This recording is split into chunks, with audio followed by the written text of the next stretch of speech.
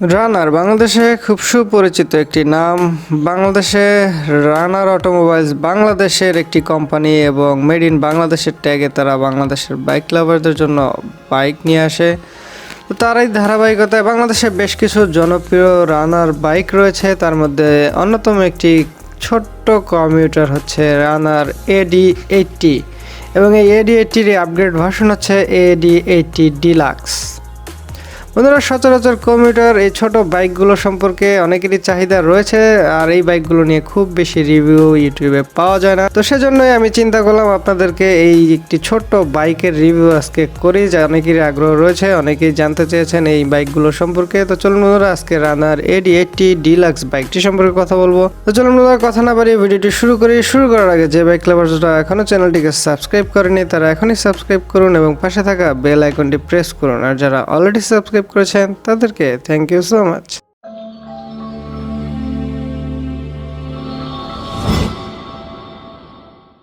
প্রথমে বলে নেই, বাইকটি কিন্তু AD80 ডিলাক্স মানে 80cc হলেও আপনি কিন্তু ইঞ্জিন পেয়ে যাবেন 85cc air cool single cylinder 4 stroke engine.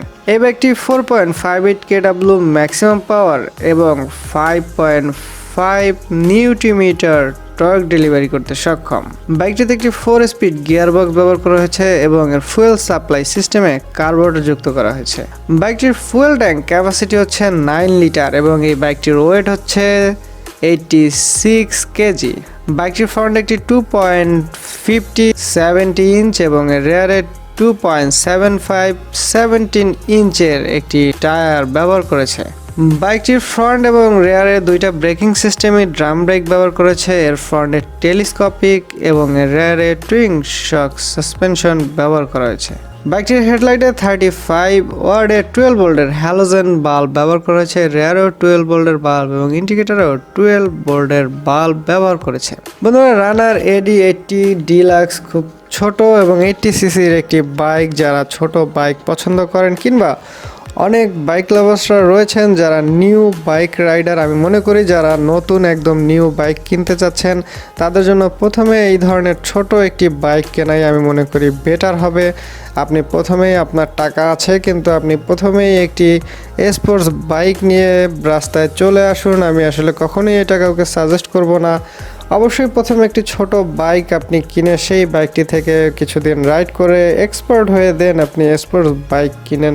আমি এটাই সবাইকে সাজেস্ট করি বরাবর। তো সেই হিসেবে এই বাইকগুলো আপনাদের জন্য পারফেক্ট হবে এবং খুব কম প্রাইস রেঞ্জের মধ্যে এই বাইকগুলো আপনারা পেয়ে যাবেন এবং এই বাইকগুলো আমি মনে করি যারা নতুন রাইডার রয়েছেন তাদের জন্য বেশ ভালো হবে।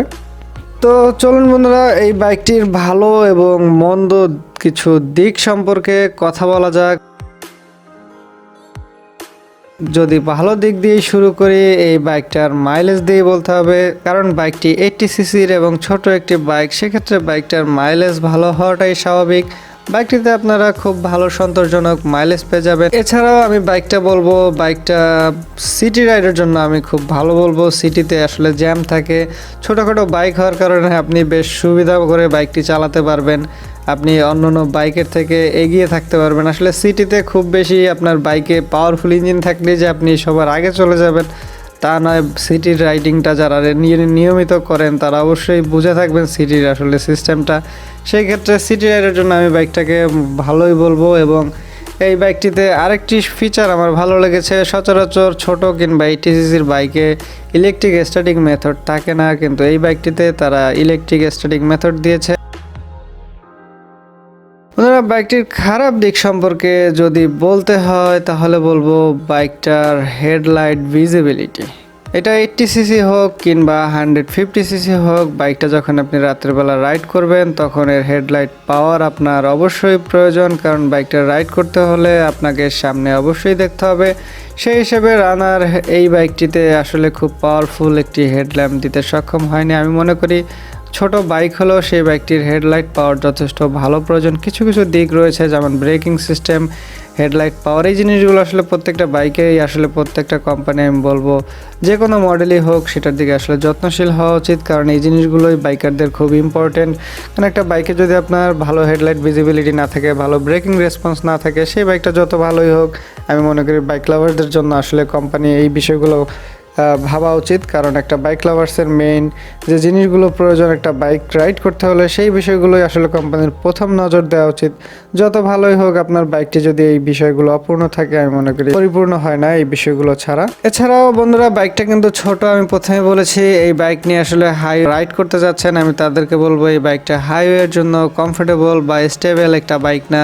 আপনি এই বাইকটা হাইওয়েতে যখন চালাতে যাবেন, এর হায়ার আরপিএমে যাবেন, তখন কিন্তু এই বাইকটা স্টেবল থাকবে না, এর স্টেবিলিটি কমে যাবে, এর ইঞ্জিন থেকে ভাইব্রেশন করবে। সেই ক্ষেত্রে আপনার জন্য বাইকটা কিন্তু হাইওয়ে রাইডিংয়ে খুব বেশি কমফোর্টেবল হবে না।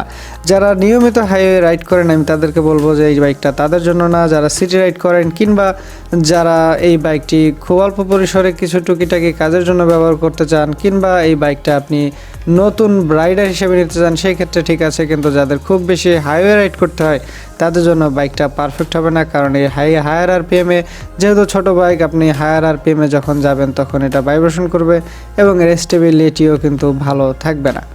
সর্বশেষ বলবো বাইকটার প্রাইস কিছুটা হাই মনে হয়েছে। এখন অনেকেই বলতে পারেন যে প্রাইস যথেষ্ট কম, বাইকটা মাত্র 69,000 টাকায় পাওয়া যাচ্ছে।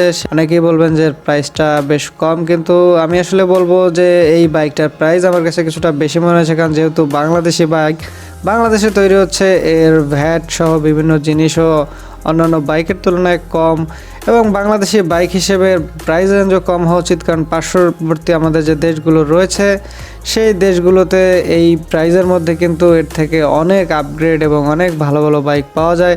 সেই ক্ষেত্রে আমাদের অত ভালো বাইক যদি না হয় বাংলাদেশের প্রেক্ষাপটে, আমরা এই বাইকটার প্রাইস আরও কিছুটা কম আশা করতে পারি। তো সেক্ষেত্রে অবশ্যই আসলে এই জিনিসগুলো রানারের দৃষ্টি আকর্ষণ করব, যদি সম্ভব হয় আমাদের আরও কমে, যদি তার প্রাইস কমিয়ে বাইকগুলো উপহার দিতে সক্ষম হন, অবশ্যই দৃষ্টি আকর্ষণ করব। তো বন্ধুরা, এই ছিল রানার AD80 ডিলাক্স বাইকটি সম্পর্কে। যদি বাইকটি সম্পর্কে কোনো মতামত থাকে অবশ্যই কমেন্ট সেকশন অথবা ফেসবুক গ্রুপে যুক্ত হয়ে জানাবেন।